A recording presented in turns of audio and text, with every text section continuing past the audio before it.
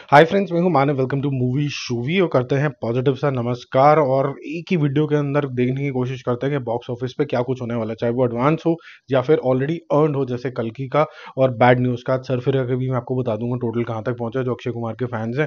और आज खेल खेल में जो उनका नया सॉन्ग आया है वो भी आ गया है, वो उसका रिव्यू मैंने कर दिया है। ठीक ठाक सॉन्ग है, मैं ये नहीं बोलूंगा, बट कुछ एक्स्ट्रा ऑर्डिनरी नहीं है। और जब आपको डोल्ड्रम से या फिर एकदम लो से बाहर आना होता है तो आपको कुछ एक्स्ट्रा ऑर्डिनरी चाहिए होता है।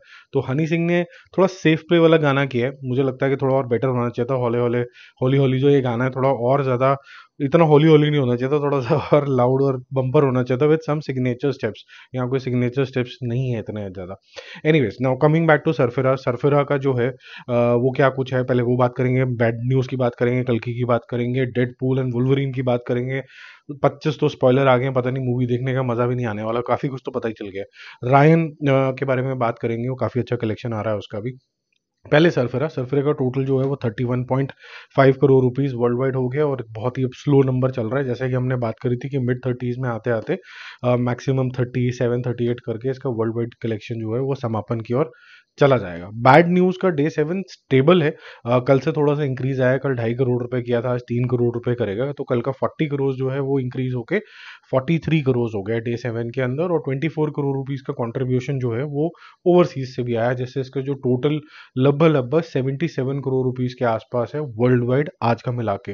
तो अच्छा कलेक्शन है ये, धीरे धीरे करके मेरे ख्याल से 90s में तो पहुंच जाएगी।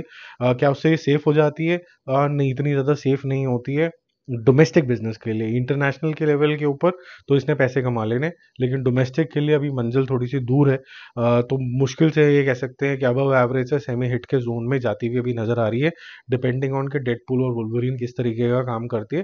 लेकिन क्योंकि ये हिंदी मूवी है, उसके ऑडियंस अलग होता है और इंग्लिश मूवीज का ऑडियंस अलग होता है, तो ये थोड़ा सा हल्का सा एडवांटेज रहेगा। बट ऊपर से कल की भी है जो रुकने का नाम नहीं ले रही है। उसका डे 29 काफी ज्यादा एक्साइटिंग है। वो है 2 करोड़ रुपए से थोड़ा सा कम, 1.8 करोड़ रुपीस के आसपास। जो कल दो था, 1.8 करोड़ रुपीस के आसपास आज करेगी। तो लगभग लगभग 624 करोड़ रुपीस का इसका कलेक्शन हो गया है आज। तो अच्छा कलेक्शन है, बहुत ही बढ़िया कलेक्शन है। 1040 यानी 1040 करोड़ रुपए के आसपास इसका वर्ल्ड वाइड कलेक्शन भी हो रहा है। तो इंटरेस्टिंग तरीके के नंबर इसके आसपास आ रहे हैं। तो मैं ये बोलूंगा कि इस सैटरडे संडे के अंदर इसका फिर से 5 करोड़ रुपए 6 करोड़ रुपए तक का जाने का स्ट्रॉन्ग चांस है। और मुझे लगता है कि बैड न्यूज़ का भी बहुत स्ट्रॉन्ग चांस है, एक दिन 4 करोड़ और दूसरे दिन 5 करोड़ रुपए टच करने का, जिससे ये रिस्पेक्टफुली नंबर तक पहुंच जाएगी। सरफिरा का भी कोई चांस नहीं है। रायन की बात करते हुए डेडपूल की बात करते हैं, डेडपूल 3 की, यानी कि डेडपूल एंड वुल्वरीन की। रायन कल जब मैंने आपको बताया था तो 3 करोड़ रुपए का कलेक्शन आया था। आज ये करीबन करीबन 5.25 करोड़ रुपए के ऊपर पहुंच चुका है, 3.5 लाख टिकटें बेच चुका है। 130 रुपए की सिर्फ एवरेज टिकट है, मतलब बड़ा अच्छा स्वीट पॉइंट है ये तमिल मूवी का। वैसे ये तेलुगु में भी रिलीज हो रही है। तो मतलब ऐसा होता है कि यार अपनी फैमिली को लेके भी पहुंच जाओ, 3-4 जने भी पहुंच जाएंगे, तो ऐसा नहीं कि बहुत बड़े खर्चे हो गए। यहाँ पर तो एक टिकट लेने जाओ तो आपको करीबन 300 प्लस टैक्स टूक्स मिला के वो 350 की पड़ जाती है। फिर 450 के ऊपर पॉपकॉर्न खा लो, एक ही जने का जो बिल है मोटे मोटे लेवल पे 1000 रुपये बन जाता है। तो विच इज़ वेरी डिफिकल्ट।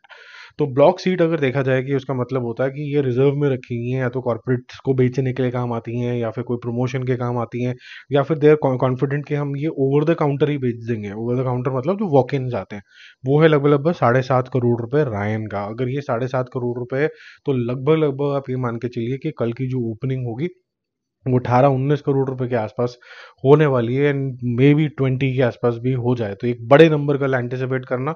और यहाँ पर मैं आपको बता दूं कि धनुष की बहुत ही सेक्सी इक्विटी है ओवरसीज के अंदर। तो जितना फर्स्ट डे इंडिया के अंदर आएगा, लगभग लगभग उतना ही, मतलब आप ये समझ लीजिए अगर 20 करोड़ रुपए टच करता है तो 15 करोड़ रुपए आपको ओवरसीज से भी आ जाएगा। तो ये बिग ओपनिंग की हम बात कर रहे हैं, 30-35 करोड़ रुपीज पे जाके ओपन होगी।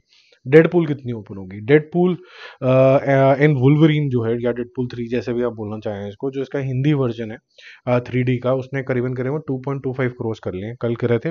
1.5 करोड़ का एडवांस बुकिंग था। इंग्लिश का वर्जन सबसे ज़्यादा आगे चल रहा है। कल जो मैंने आपको बताया था 4.5 करोड़, वो 5 करोड़ हो गया है। इंग्लिश का 2D वर्जन 15 लाख से इंक्रीज हो गया, सीधा 60 लाख हो गया है। हिंदी का 2D वर्जन 50 लाख तक पहुंच गया है। और अदर्स यानी तेलुगु तमिल मिला के 1.5 करोड़ रुपए और आते हैं। तो ये सारा टोटल करोगे तो लगभग लगभग 7.15 करोड़ के आसपास इसका टोटल हो गया था कल, जो आज इंक्रीज हो गया करीबन करीबन 10 करोड़ रुपए हो जाता है। तो 10 crore rupees is a big number. 3.5 lakh टिकटें लगभग लगभग बिकी हैं, 13,000 शो लगे हुए हैं, तो ये मैसिव तरीके से रिलीज होने वाली है। इसका इम्पैक्ट कहीं ना कहीं थोड़ा सा कल्कि को भी पड़ेगा, क्योंकि ये एक फर्स्ट चॉइस बन जाएगी एटलीस्ट फर्स्ट 2-3 दिन के लिए।